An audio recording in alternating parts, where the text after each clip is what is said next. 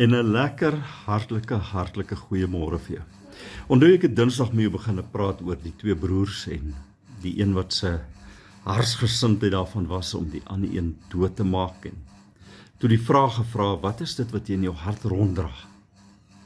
Wat wil die heeltyd net hê dat jy jouself moet vergeld teenoor iemand, teenoor jou broer?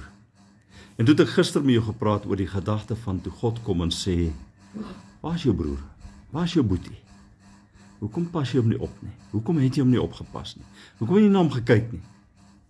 Vanmôre wil ek met jou praat oor die feit dat Kain het 'n man met 'n merk geword. God het hom 'n merk gegee. En hy het eintlik gesê, die straf is om te groot, hy het eintlik gevlug. En ek wil vanmôre vir jou vra, hoeveel merke, hoeveel letsels loop jy in jou lewe mee rond? Van uiteindelik mense geestelik doodgemaak.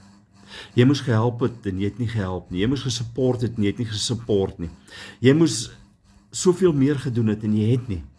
En jy loop met daai seer, met daai letsel van lewens is verwoes omdat jy eenvoudig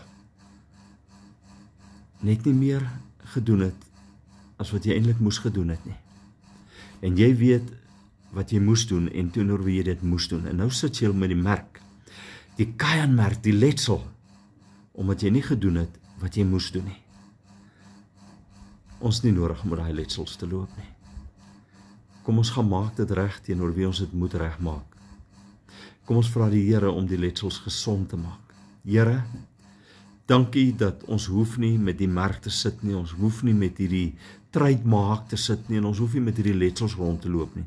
Maar dankie dat ons dit vanmôre vir u kan gee, en help ons Here as ons met iemand moet regmaak, bietjie meer moet support of wat ook al, dat ons dit sal doen in Jesus naam, sodat hierdie merk en hierdie letsel nie deel van ons lewe is nie.